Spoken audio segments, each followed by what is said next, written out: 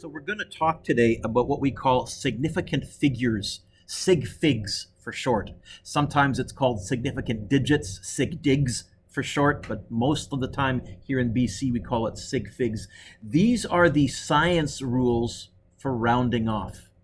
You may, in a lab, be using an instrument that's really accurate for one of your measurements, but for another one of your measurements, you may be using a cheap ruler that's not very accurate at all. How can you compare those measurements? How accurate can you say your final answer is? Now, full disclosure, I'm not going to do Sig Figs very religiously, very intently, because most of the equipment that I'm going to be giving you has maybe 1 Sig Fig of accuracy. It's terrible, cheap equipment, which would mean all of our answers end up being 10 or something like to 1 Sig Fig. We're not going to do that. So I'm going to teach you Sig Figs. I'm going to quiz you on Sig Figs during this unit, and then we're going to ignore it for the rest of the year. Sorry. Okay? Here's the question. For those of you who haven't done Chem 11 before, what's the difference between $600 and $599.87? Besides the obvious, well, 13 cents, Mr. Dewick. One is more precise than the other. Scientifically, we say that one has more significant or relevant digits than the other. If you tell me that you paid $600 for something, I'm assuming that the price was not exactly 600.00. I'm thinking the price might have been $580 or $608, but I paid $600. I'm assuming that you've given me a rounded off value. But if you tell me I paid $599.87, I don't think that's rounded off. I think that's exact. What's the difference between these? 600 has, those of you who have done Chem 11, how many Sig Figs does 600 have? Yep. How many Sig Figs does $599.87 have? There are English rules for Sig Figs, and I will give them to you, but it's much easier to just do a bunch of examples and have you spot the patterns first. So, how many Sig Figs does the number 5 have? That's 1.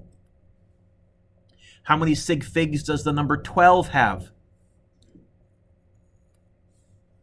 How many Sig Figs does the number 103 have? It's 3. How many Sig Figs does the number 130 have? This is 2. So the first rule is zeros on the end of a number, we just say that they are placeholders. They're not significant. In other words, 13 has 2 Sig Figs. Don't write that down. That still has 2 Sig Figs, except it's not 13. It's 130. It's 13 tens. How many Sig Figs does that have? You can put that there. It's saying that's 13 hundreds, but it's still 13. Those extra zeros are just placeholders. They're telling me how many hundreds we have. How many Sig Figs does 13,000 have? 2. Ooh. How many Sig Figs does this one have? 6. Why? Because the only reason I would have put that 1 on the end is if when I measured whatever I was measuring, I was that accurate. Here's what we're really saying, by the way. We're saying this 130, let's go look at D. We're saying whatever device that I was using, let's say I was using a ruler, it was only broken up into groups of 10. It wasn't broken up into individual centimeters. And so the best I could tell you was, well, it's 130 centimeters-ish. But they didn't mark the individual centimeters. So here, the fact that there's a 1, why? Whatever ruler I was using must have been that accurate. And so I can tell you that I went to 6 Sig Figs of accuracy. What about 20? What if I was using a ruler that actually had centimeters on it, so it went to ones, but it just happened to be exactly 20 when I measured it? How could I show 20 to 2 sig figs? We put an unnecessary decimal point after that 0. The only reason I put that decimal point there was to show that I actually measured, and it was a 20. It wasn't a 19, wasn't a 21, it was exactly a 20. Okay? So that's the rules for numbers that are bigger than 1, that are not decimals. And we'll write it out in a second. What about for small numbers, for decimals? How many sig figs? Because those earlier zeros, again, are only placeholders. They're telling me how tiny the number was, but not what I actually measured. How many sig figs? 3.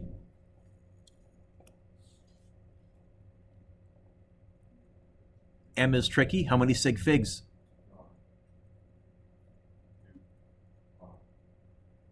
I heard someone whisper it over here. They were right. Someone said it. 3.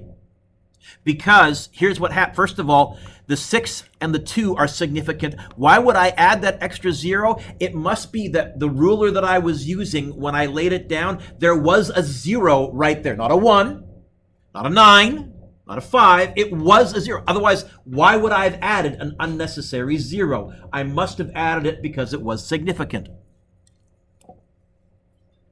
I like question M. I like question M. I like question M. Question M is a nice question. Why would I say that? Did you hear me say that it's going to be on a quiz or a test? Or you're the kind of student that tends to notice when a teacher emphasizes things? Good, good, good, good, good, good, good, good, good. How many sig figs does N have? 5. Yes. How many sig figs does O have?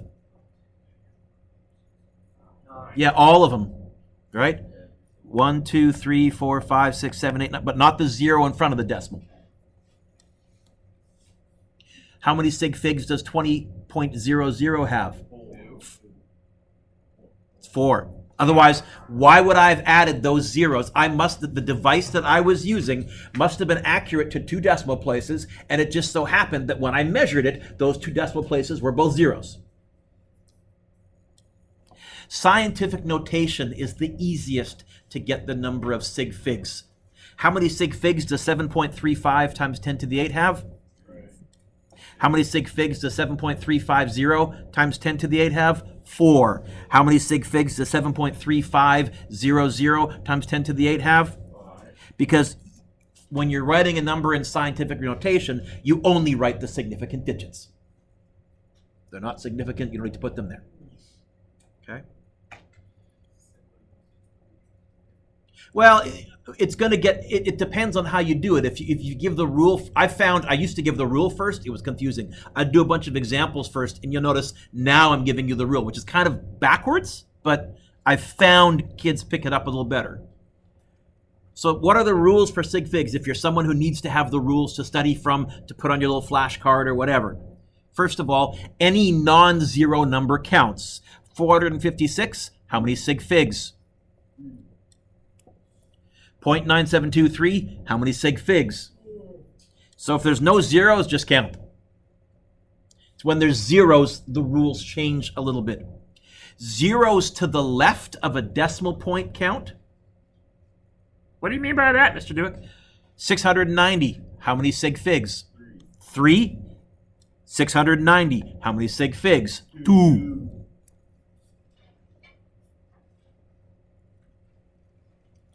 Zeros to the right, turn the page, of a decimal are a little tricky.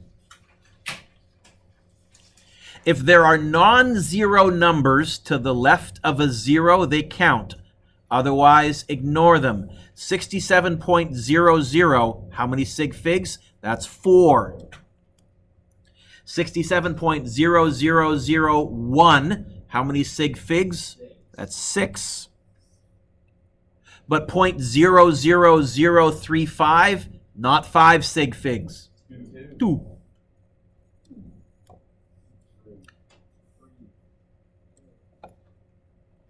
Four? Why? Oh, Why would I have added those extra zeros at the end? It's because whatever measuring device I was using was that accurate, and it just so happened that those last two numbers of measurement were zeros. Repetitiveness is part of my job. I find that repeating things is part of my job. Sometimes part of my job is repetitiveness. See how I did that? Yeah. You're teenagers. You need things repeated. It's okay. If, by the way, if you like that, you're going to find one of my other teaching strategies. I will try and repeat certain phrases over and over. If I do my job right, for each major topic, I want to build a circuit in your brain so that when you glance at a certain topic and ask yourself a certain question, you'll hear almost like a series of dominoes falling into place, a question and then a bunch of automatic statements that fall into place. So you are going to notice, if you ask any of the students that have had me before, talk to any of my grade 12 students and say to them, when Mr. Duick says, get the obvious one, what does he mean? All of them will know that because I probably repeated that 1,000 times. Okay? I'm going to try and build circuits in your brain. It's a good way to learn, I think. But thank you for noticing. Thank you for noticing. See, I repeated myself? Okay. So, first thing you have to be able to do is count how many sig figs each number has. In fact, often if I'm doing math with sig figs, I will very lightly in pencil or in a different color write the number of sig figs above or below the number. So, multiplying and dividing with sig figs, what you used to call rounding off. But this is rounding off following science rules. Multiplying and dividing is the easiest one. It has the same rule. First thing that you do is you count the number of sig figs in each number. 6.74, how many sig figs? Write a little tiny 3, either above it or below it. I don't care. 2.0002, how many sig figs? 5. Then you get your calculator out and you type it into your calculator exactly as they gave it to you. You don't do any rounding off before you go to your calculator. So let's type in exactly what they gave us. 6.74 times 2.0002. And all of you right now should have 13.481348. Okay? What do I go to in my final answer? So it goes like this. 3 sig figs, 5 sig figs. What's the smallest number I just said? I'm going to round to 3 sig figs. What does that mean? I start counting from the 1, 2. The third sig fig is the 4. Is the 4 going to stay a 4 or become a 5? Look one past it, and now you'll use your grade 8 rounding rules. If it's 5 or bigger, you bump it up. So final answer will be 13.5. You're going to notice, even though I stop emphasizing sig figs throughout the year, probably in my answer keys, because I do it as a habit, I'll often round to the correct number of sig figs. So if you're ever doing a complicated question and you get 635, and you notice I wrote 640, it's probably, or 600, it's probably because that number should technically have been rounded to 1 sig fig. And I just did it instinctively because it's a habit. Okay? 6.4, how many sig figs? 9.088, how many sig figs? 2 sig figs, 4 sig figs, I'm going to round to 2 sig figs. But first, I type it into my calculator as written. 6.4 divided by 9.088. Some of you might have to hit that change or that S to D button because your calculator gave it to you as a fraction. How many sig figs am I going to round to? So the second sig fig is this 0. Is this 0 going to stay a 0 or become a 1? And now you're seeing why sometimes we have to add that extra 0 after a decimal. So multiplying and dividing is the easiest rule. You count the number of sig figs for each number. I encourage you to jot them down, and you go to the smallest number of sig figs. So rule 1, never round off until all your calculations are finished. Rule 2, round off to the smallest number of sig figs represented. Here are 1, 2, 3, 4 examples. I'm going to freeze my screen. Each of you try these 4 on your own, and when you're done, look up and see if we all get the same thing. Fascinating. Shut up. Yes? 0.70, yeah. I write messy. I will almost always put a line through a 7 so you can tell it's not a 1. And that's a good question. Also, that's a 2. That's a Z. Just my own stupid way of coming up with things because I'm a messy writer. Anyways, freeze the screen, Mr. Dewick. Mr. Dewick. Who's calling my beloved name? I am. Yep. If you had an answer, and for example, it was, let's use the number 75.4. Yep. But like after the 4, it was another 4, and then the one after that 4 was a 6. You only go 1 digit past. You don't keep going, oh, there's a 9 way down there. Doesn't that bump everything? No, you only go 1 digit past where your sig fig cutoff is. Gotcha. And in fact, I bet you I've got one on the test on purpose where there's like a 1 and then a whole bunch of 9s a couple of digits down just to really, really tempt you to try and bump the 1 up and then bump the next one up and then bump the next one up. Don't do that. You're a tricky one. No, I want you to learn from your mistakes. Best way to learn.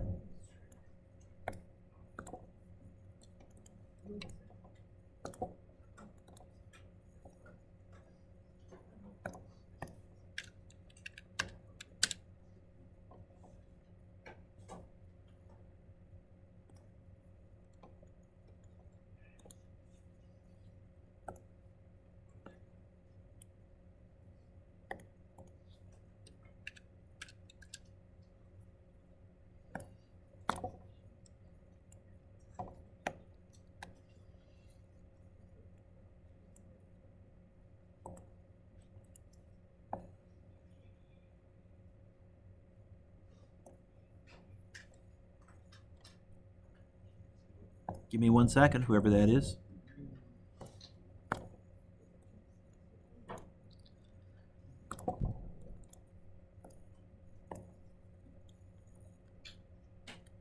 Yeah. You have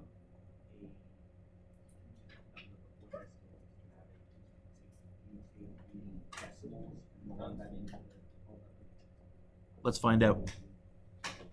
Which one is that showing up on? Example what? Okay, so let's look at this. Example 1, I said it's going to go to 3 sig figs. I carefully typed it in. That's the very, very top one on my calculator right there. And I said, okay, there's a 4. What's next to the 4? A 3. I'm going to keep the 4 of 4. 75.4. How many of you got that one? Okay. Okay, step 1. Example 2, a little trickier. 2 sig figs. So I said, okay, 13.567 times 5.5. The second sig fig is this 4 right here. Is that 4 going to stay a 4 or become a 5? Go 1 digit over. It's a 6, so this is going to become a 5. I put a decimal after the 5. You don't have to. You only have to if it was a 0 and it was 2 sig figs. The third one was a bit trickier. So I said, again, it's going to be 2 sig figs because 5.0 is 2 sig figs. So I typed it in on my calculator. The second sig fig was this 7. Is that 7 going to stay a 7 or become an 8?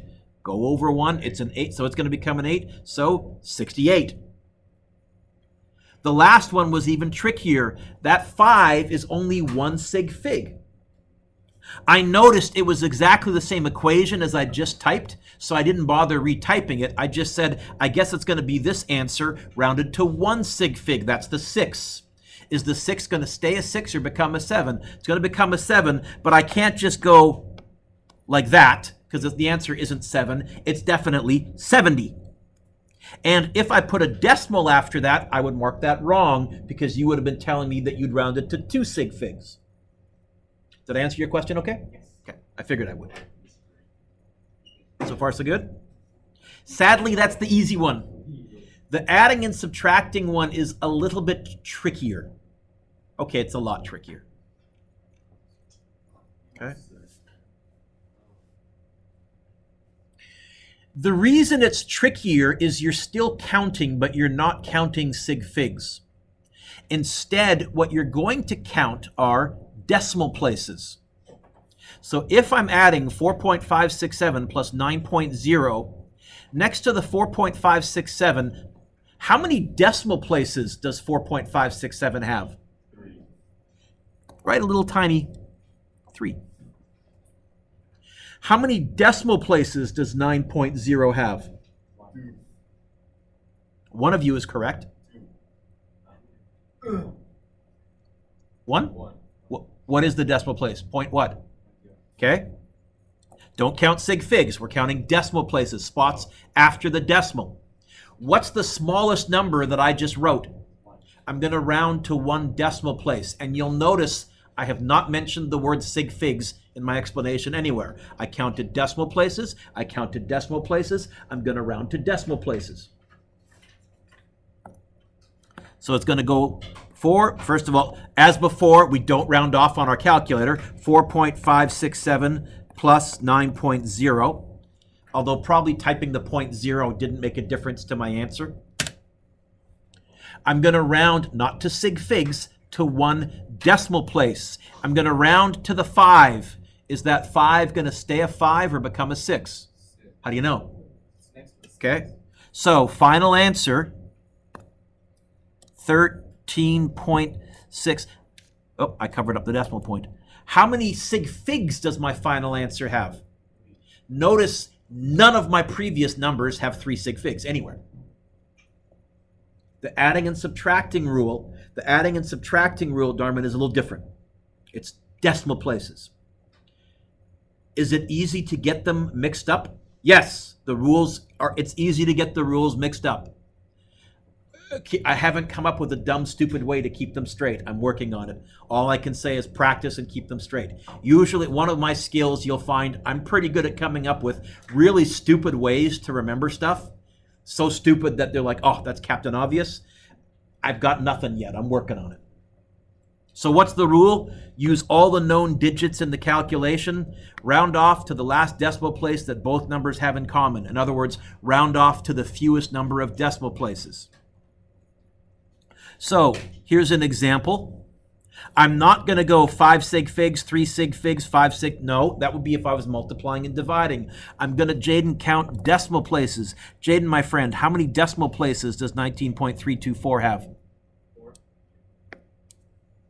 Oh, 3. Yes. How many decimal places does 2.15 have? 2. Yes. How many decimal places does the next one have? 4. What's the smallest number that you just said? 2.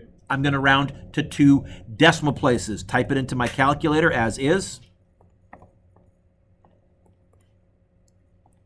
Make sure I notice when it's plus and when it's minus.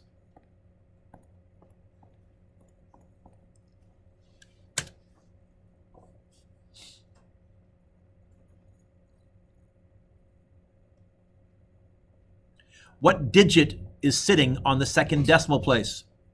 9. Yeah. 9. Yeah. 9. Yeah. A little German humor there, son. Over your head. Okay.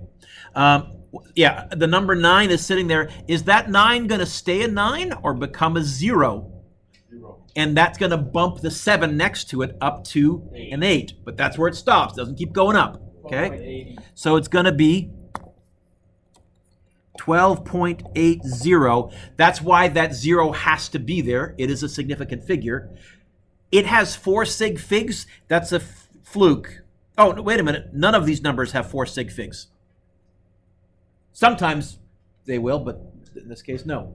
Again, Braden, it's the number of decimal places. Is that all right? So in summary, the rule for multiplication and division, go to the least number of sig figs in any of your data.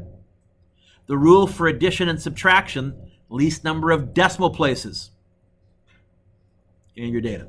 Why did we skip another example? Yeah.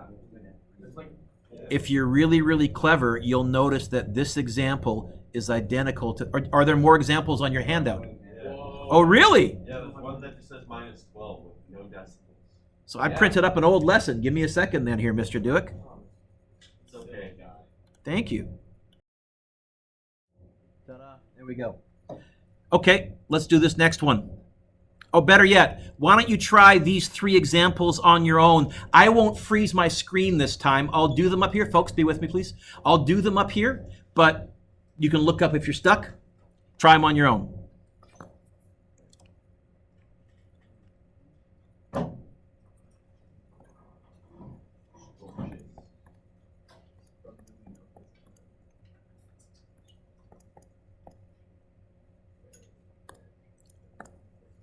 So if it doesn't have any decimal places, what number is that? 0. So I'll go to 0 decimal places.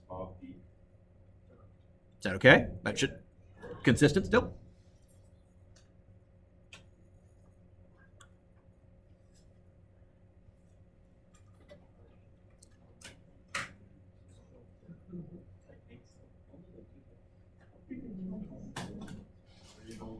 Take a look at the second example. This is a tricky one. Look up. Parker, be with me for a second. Sorry. Okay. First of all, this second example here, the one that starts with the number 200, the 36.45, how many decimal places does it have? Well, 2. And the 0.1, how many decimal places does this have? And we got a problem. The reason we have a problem is actually there's no decimal right there. Not only does it have 0 decimal places, this 0 is also not significant, and this 0 is also not significant. So I'm only going to be able to round to that column, to the hundreds column. Type it into your calculator, as written, 200 plus 80.7 plus 36.45.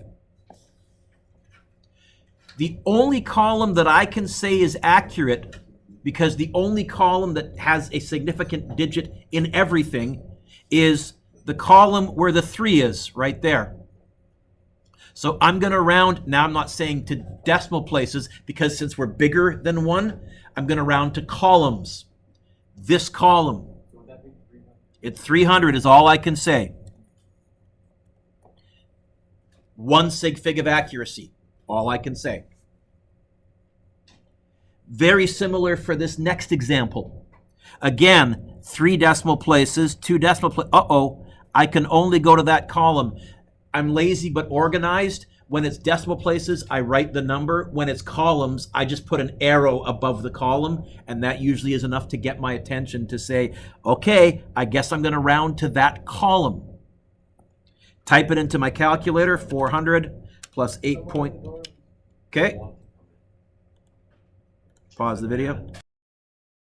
Calculator as written.